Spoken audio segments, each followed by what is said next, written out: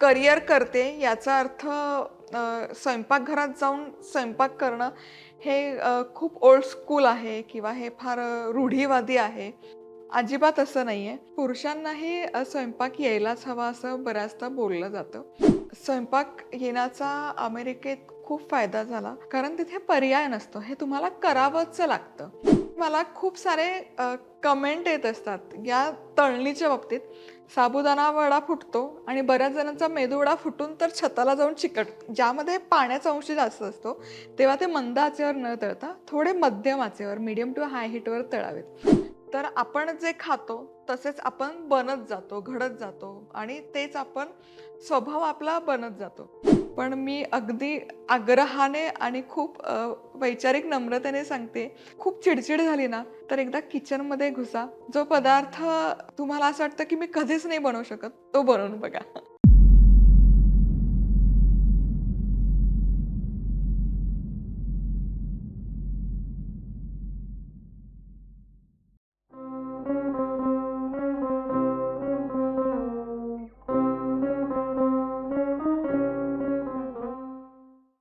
नमस्कार, मी मधुरा. वैचारिक किडाच्या या नवदुर्गा सीरीजमध्ये तुम्हा सर्वांचं खूप खूप खूप मनापासून स्वागत. तर काय ना मंडळी, बऱ्याचदा असं विचारलं जातं, की स्वयंपाकाची आवड आहे का नाही? किंवा स्वयंपाक लग्नापूर्वी करायचा, की लग्न झाल्यानंतर करायचा आणि तो करतच राहायचा? पुरुषांनी करायचा, की बायकांनी करायचा? अशा खूप साऱ्या ना समाज मान्यता आहेत. तर मी विचार केला, की चला आपण या विषयावर आज चर्चा करूया. तर स्वयंपाक बनवणं हे काकूबाईंचं काम आहे, हे बऱ्याच जणांना असं वाटतं आणि खायला आवडतं. पण बनवायचं म्हणलं की 10 पावलं मागे घेतली जातात. तर मला असं वाटतं की हे सगळे ना आपण स्वतःवरच लादून घेतलेले एक समाजमान्य नियम आहेत, की स्वयंपाक केलं म्हणजे काकूबाईच झाली आणि फार कंटाळवाणं काम आहे. तर मला असं वाटतं ना, स्वयंपाक पाक ही एक कला पण आहे आणि शास्त्र पण आहे, विज्ञान पण आहे.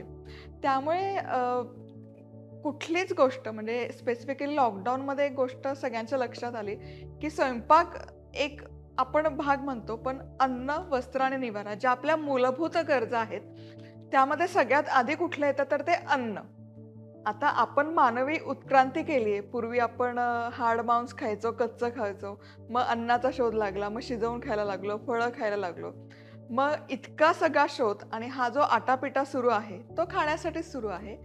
मग मला असं वाटतं, की स्वयंपाकाचा कंटाळा का? आणि त्याला असं लेबलिंग का करायचं, की हे काम म्हणजे फक्त काकूबाईंचं आहे.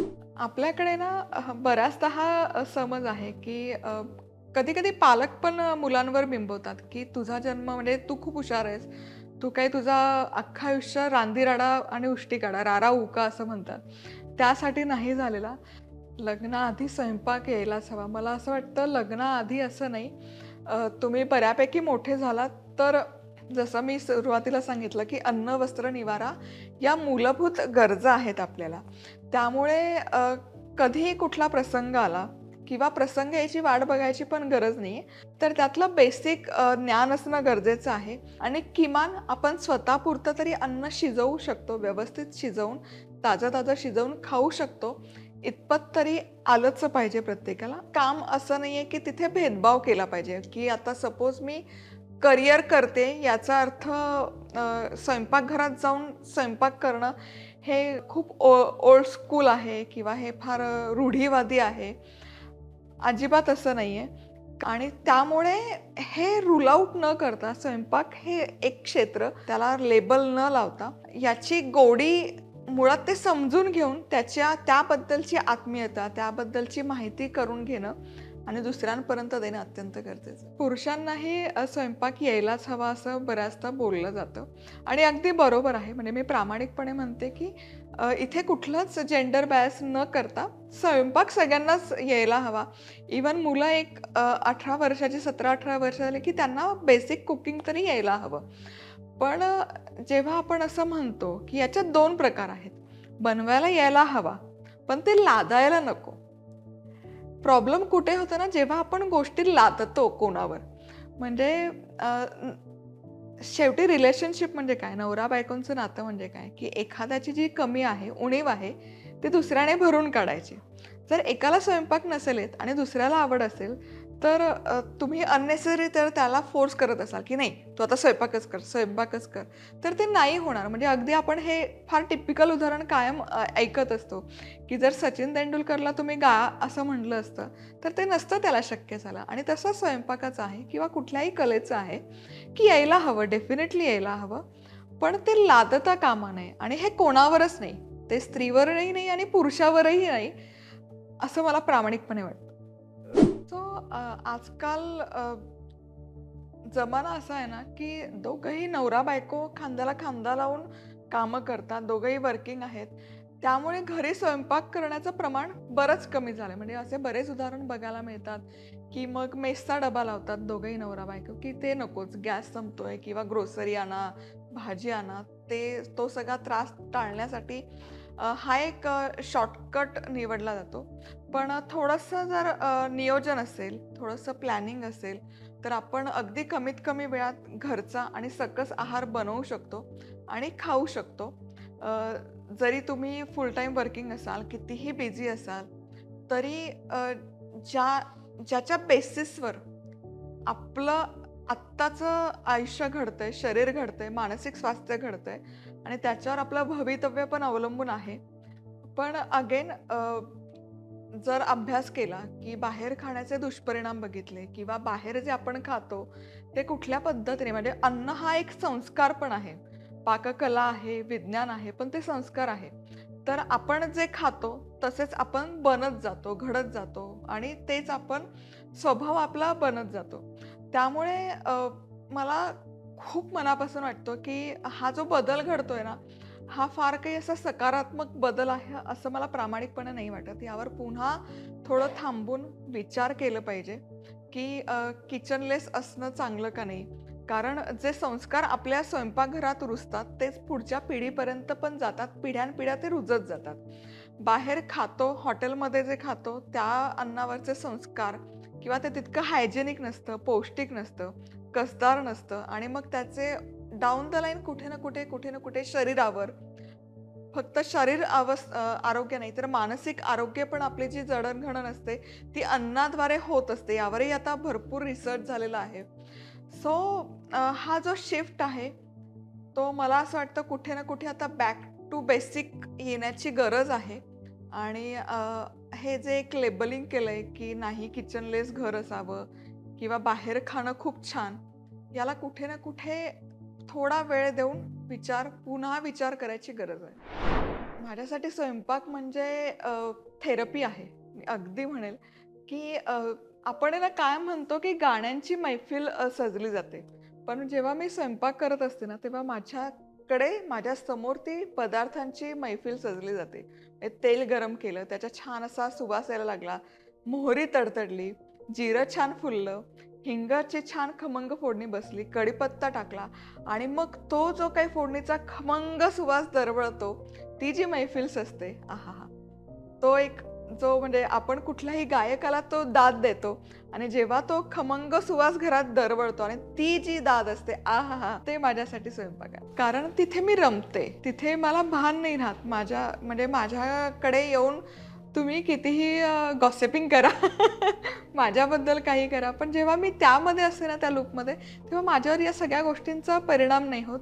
त्यामुळे डेफिनेटली म्हणजे जसं मी सुरुवातीलाही म्हटलं, की स्वयंपाक ही कला आहे, विज्ञान आहे आणि थेरपी आहे, मेडिटेशन आहे, की जिथे मी रमते, जिथे मी तासनतास घालवू शकते, पदार्थांशी मी गप्पा मारू शकते. त्यातला तो कसा त्या पदार्थाची उकल होत जाते किंवा तो फुटतो म्हणजे नक्की काय होतं किंवा पालेभाजीचा रंग झाकण ठेवल्यावर तो वेगळाच येतो किंवा झाकण न ठेवता शिजवली तर त्याचा वेगळा येतो. एखादी भाजी अशी निवडली आणि अशी फोडणीला घातली की त्याची चव कशी होते. आपला जो मूड आहे, आपल्या जे डोक्यात विचार सुरू असतात, त्याचे संस्कार आपण जे शिजवतोय त्याच्यावर कुठे ना कुठे घडत असतात आणि जसे आपले विचार असतात तसा तो पदार्थ बनला जातो. आणि फक्त मूड असं नाही, मला असं वाटतं की अ, खूप अगदीच खोलात जायचं म्हटलं तर कुठला पदार्थ आपण चिरतो कसा यावर पण त्याची चव डिपेंड असते. म्हणजे अगदीच काकडीचं उदाहरण घेतलं तर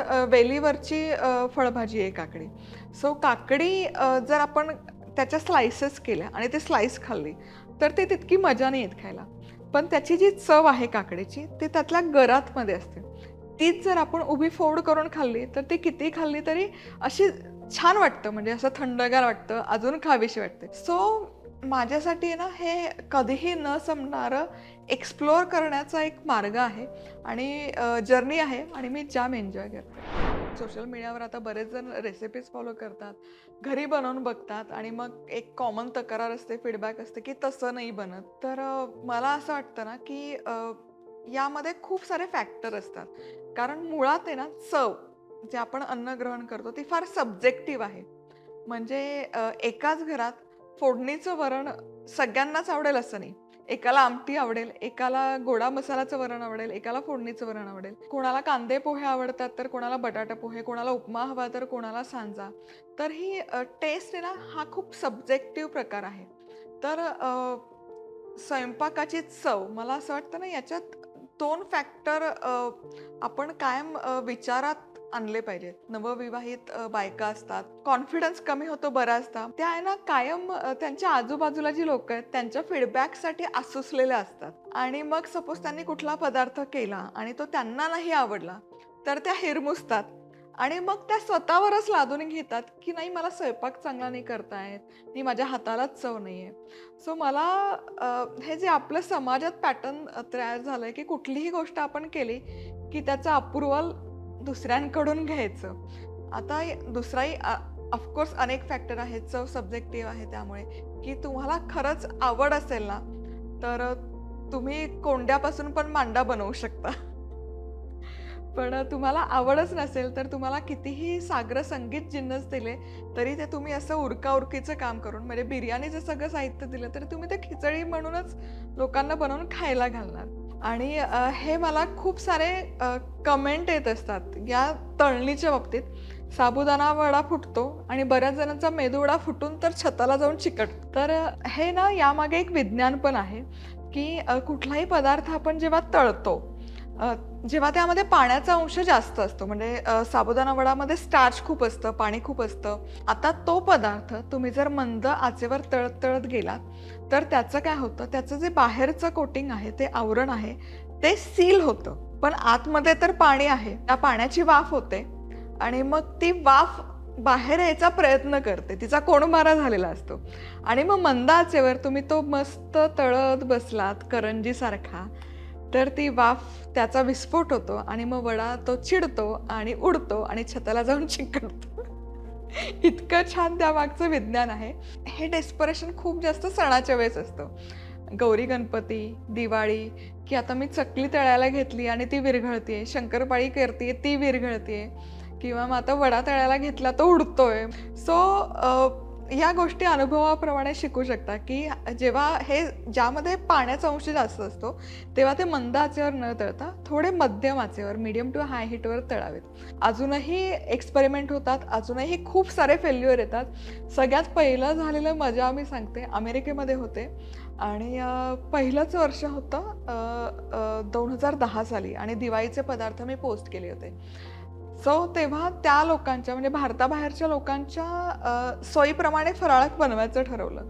मग सगळा फराळ मायक्रोवेव्ह कुकिंग, बेसन लाडूपासून, चिवड्यापासून सगळं. मग मी चिवडा घेतला करायला. आता तिथले मायक्रोवेव्ह आहेत त्याचं वॅटेज दुप्पट आहे. आपल्याकडे 900 मॅक्स असतं, तिथे 1500. तर 1500 वॅटला जेव्हा आपण कुठली गोष्ट मायक्रोवेव्ह करतो, ते फ्रॅक्शन ऑफ सेकंद ती पुढे जाऊन करपते. तर माझी ही चिवड्याची फोडणी करपली. पण ते काचेचं भांडं माझ्या लक्षात नाही आलं. ते असं भांडं उचललं, किचनच्या सिंकमध्ये ठेवलं आणि दिवाळी येण्यापूर्वीच माझ्या घरात दिवाळी मस्त सेलिब्रेट झाली होती. धडामधूड. स्वयंपाक येण्याचा अमेरिकेत खूप फायदा झाला. कारण जेव्हा आपण भारताबाहेर असतो ना, तेव्हा हे सगळं छान सुरळीत चालू असतं. मी पण होते 7 वर्ष आम्ही अमेरिकेत होतो. तिथे मी काय म्हणजे माझ्या आजूबाजूला जितके भारतीय राहायचे त्या सगळ्यांना स्वयंपाक करावा लागायचा. स्वयंपाक आहे, घरातली कामं आहेत, घरकामं आहेत. कारण तिथे पर्याय नसतो. हे तुम्हाला करावंच लागतं. ऑप्शन नाही आहे कारण तिथे लेबर परवडत नाही आणि आपलं जे भारतीय खाणं आहे ते घराबाहेर कुठेही मिळत नाही किंवा भारतीय जेवण जरी मिळालं तरी ते फार कस्टमाइज असतं की ते अमेरिकेतल्या लोकांसाठी त्यांच्या चवीसाठी गोड केलेलं, खूप सारं क्रीम घालून केलेलं. सो तिथे उकडीचा मोदक खायचा तर तो स्वतःलाच बनवून खाण्याशिवाय पर्याय नाही आहे.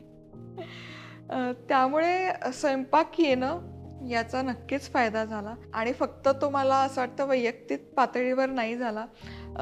ती जी आत्मीयता आहे स्वयंपाक करणं, तो शिकणं आणि ती माहिती दुसऱ्यांपर्यंत पोहोचवणं याचा कुठे ना कुठे म्हणजे वैयक्तिक पातळीवर माझ्या संसारात ती मला मदत झाली. पण एक प्रोफेशनल म्हणजे व्यावसायिक पातळीवर पण जे आता स्वयंपाकाबद्दल बोललं जातं किंवा ओव्हरऑल कुकिंग जॉनरबद्दल पण फारसे काही बऱ्याच जणांचे मतं नसतात, की यांना काय म्हणजे होम मेकर्स आहेत, मग यांचा वेळ नाही जात आणि म्हणून हे आता रेसिपीज करून दाखवतात.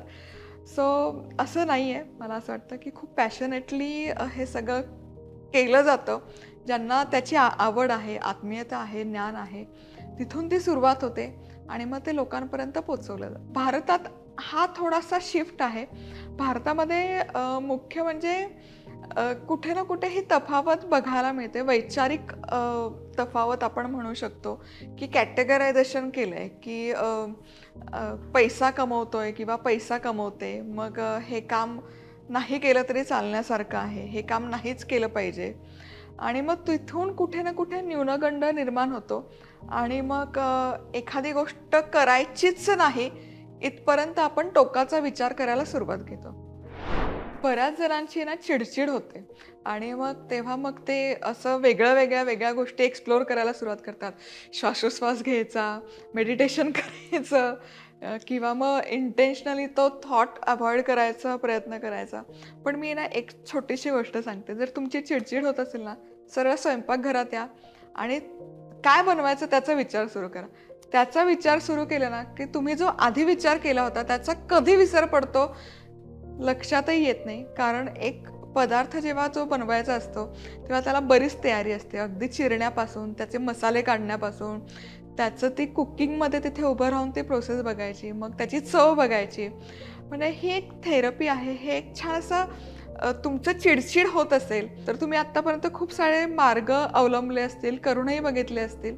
पण मी अगदी आग्रहाने आणि खूप वैचारिक नम्रतेने सांगते, की एकदा खूप चिडचिड झाली ना, तर एकदा किचनमध्ये घुसा. जो पदार्थ तुम्हाला असं वाटतं, की मी कधीच नाही बनवू शकत, तो बनवून बघा. काही वर्षांपूर्वीची गोष्ट आहे.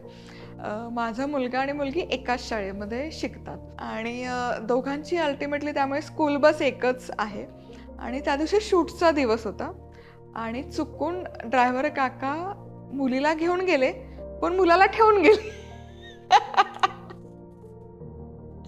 आणि शूटचा दिवस होता. 2017ची ही गोष्ट आहे. गणपतीचं शूट करत होते आणि 2 थाळीचे मी शूट करत होते. कोंकणी आणि बिना कांदा लसूण.